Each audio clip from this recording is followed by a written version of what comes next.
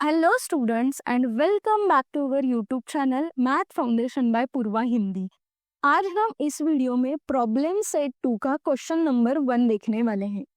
तो question number 1 में दिया हुआ है choose the correct alternative answer for the question given below. So कुछ क्वेश्चंस दिए होंगे, उसके साथ 4 ऑप्शंस भी होंगे, हमें एक करेक्ट ऑप्शन ढूंढना है। तो हम स्टार्ट करते हैं सॉल्व करने का फर्स्ट क्वेश्चन। अब फर्स्ट क्वेश्चन में दिया हुआ है which one of the following is an irrational number. So 4 options में से कौन सा नंबर इररेशनल नंबर है? तो ऑप्शन ए देखते हैं जिसमें रूट ऑफ 16/25 दिया है। हमें पता है रूट ऑफ 16 होता है 4 एंड रूट ऑफ 25 होता है 5। ये तो रियल नंबर आ गया, तो option B option A cut हो गया। अब हम जाएंगे ऑप्शन बी की तरफ जिसमें दिया है रूट ऑफ 5। रूट ऑफ 5 का आंसर हमें नहीं पता है तो उसको हम वैसे ही रखते हैं। ऑप्शन सी में दिया है 3/9। अब 3/9 ये भी रियल नंबर है, तो ऑप्शन सी कट हो गया। ऑप्शन डी दिया है स्क्वायर रूट ऑफ 196। अब स्क्वायर रूट ऑफ 196 क्या होता है? 14। सो ऑप्शन डी भी कट हो गया क्योंकि इसका आंसर हमें रियल नंबर में मिल गया। अब बचा है option B. So option B में दिया है root of 5। So root of 5 का ना वैल्यू आता है, हमें पता भी नहीं है रूट ऑफ 5 का क्या वैल्यू आता है, और जो भी वैल्यू आता है वो p/q के फॉर्म में तो नहीं है, तो इसीलिए रूट 5 आ गया irrational number. Question number 2, which of the following is an irrational number. तो इररेशनल नंबर का डेफिनेशन होता है, सबसे पहले वो बोलते हैं कि not in the form of p/q। तो कोई भी इररेशनल नंबर p/q के फॉर्म में नहीं होना चाहिए,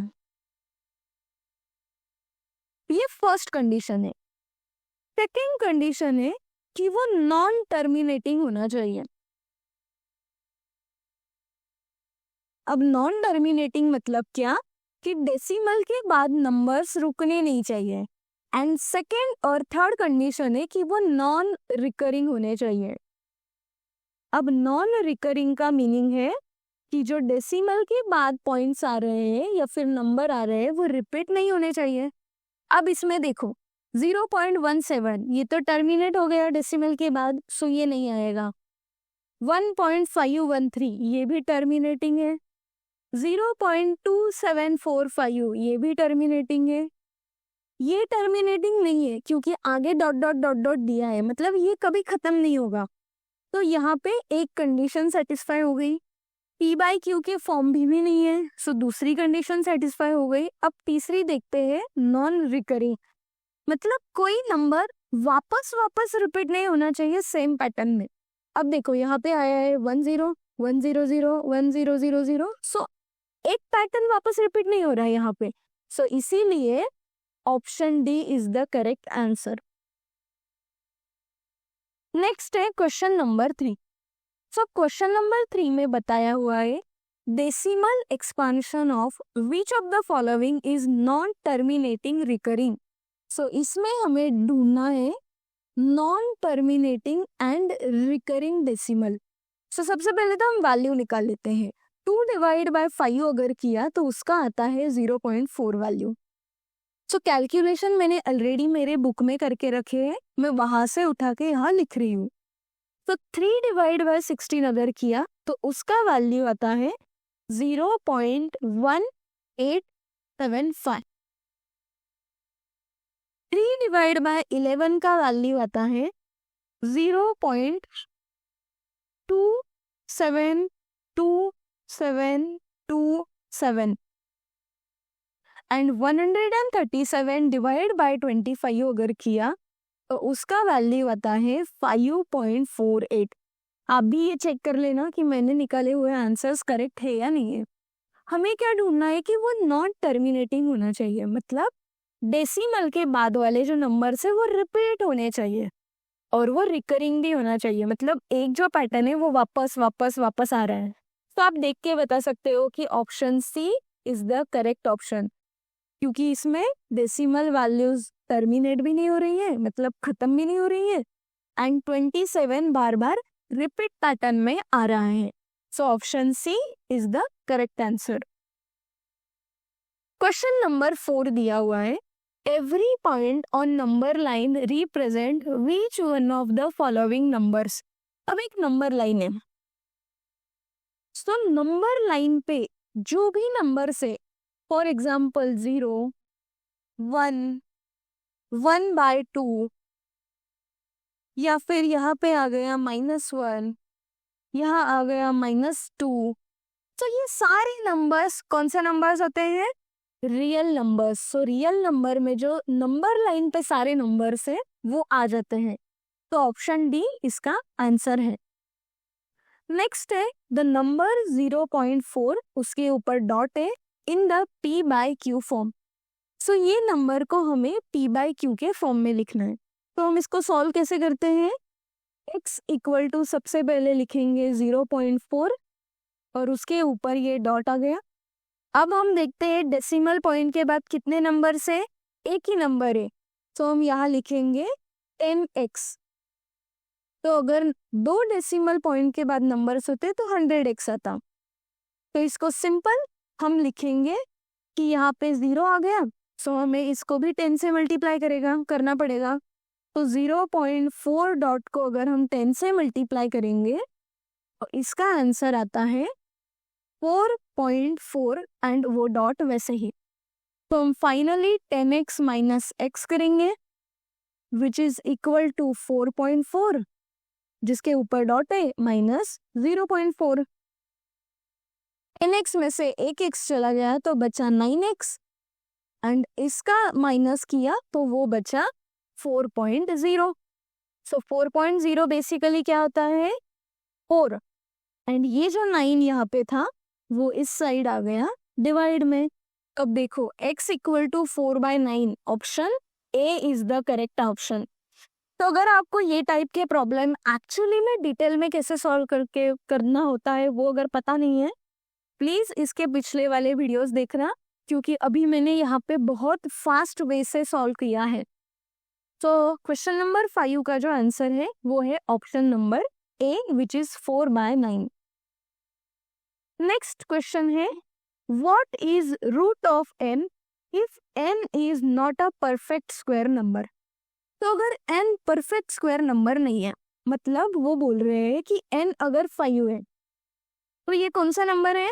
correct, irrational number. So this is the very simple question, right?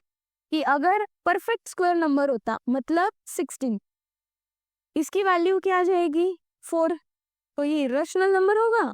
नहीं। सो इसीलिए उन्हें पूछा है कि not a perfect square number, कि अगर ये परफेक्ट स्क्वायर नंबर नहीं होगा तो वो होता है irrational number. Question number 7, Which of the following is not a surd?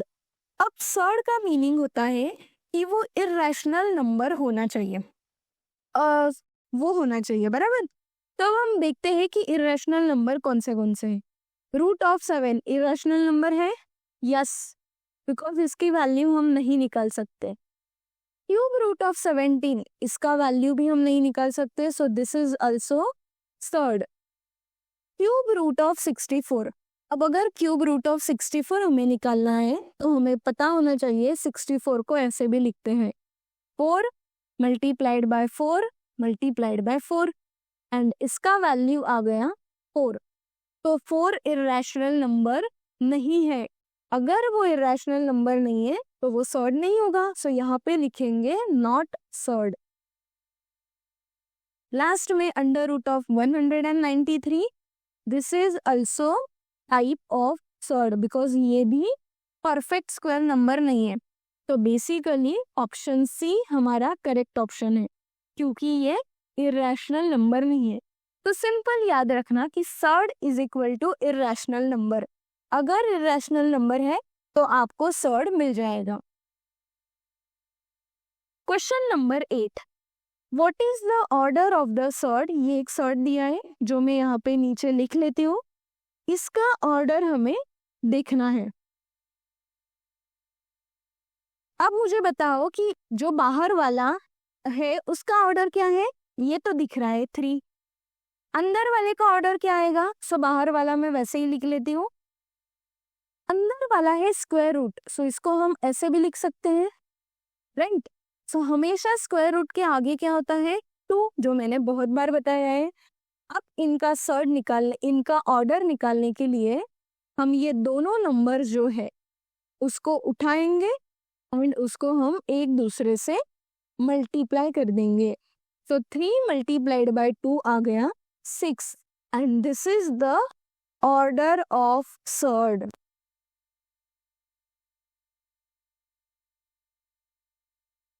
अब ये आ गया ऑप्शन नंबर सी।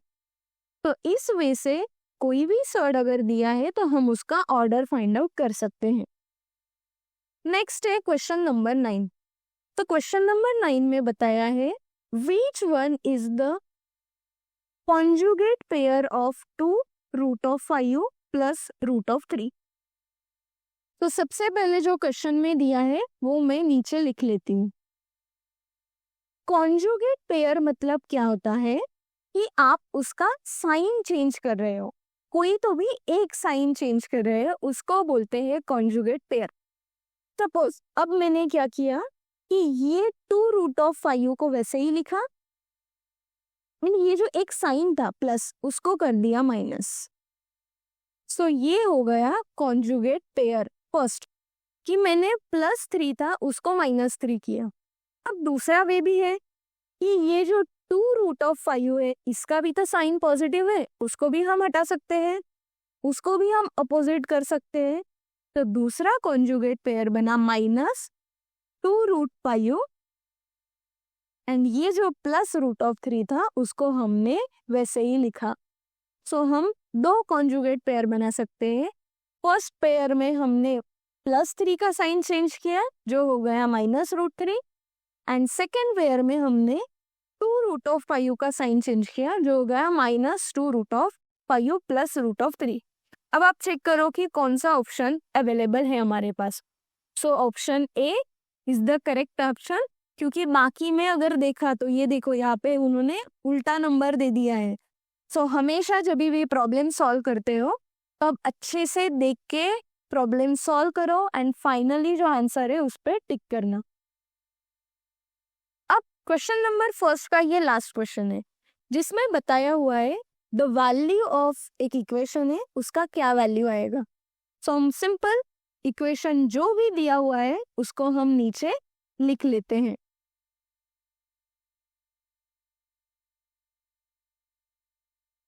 सबसे पहले ऐसे टाइप का जब भी इक्वेशन आता है ट्राई करना कि जो ब्रैकेट में दिया हुआ है उसको हम सॉल्व कर रहे हैं। सो ब्रैकेट में है 13 + 7, 13 + 7 हो गया 20 मल्टीप्लाइड बाय 4।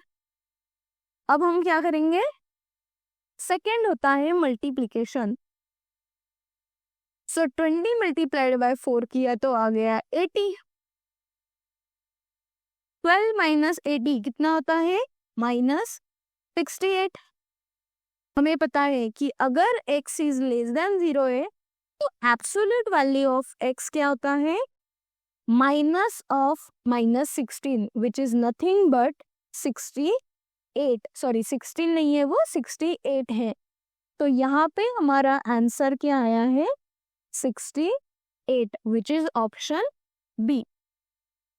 तो आई होप आज का जो ये वीडियो है वो आपको समझा।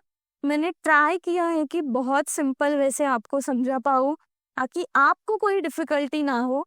फिर भी अगर आपको कुछ प्रॉब्लम है, इश्यूज है या फिर कुछ चीज़ नहीं समझी है तो आप प्लीज़ कमेंट सेक्शन में उसे बताना। वीडियो थोड़ा भी पसंद आया है तो चैनल को सब्सक्राइब करो एंड ट्राई करो कि आपके बाकी के फ्रेंड्स के साथ भी ये चैनल शेयर करें।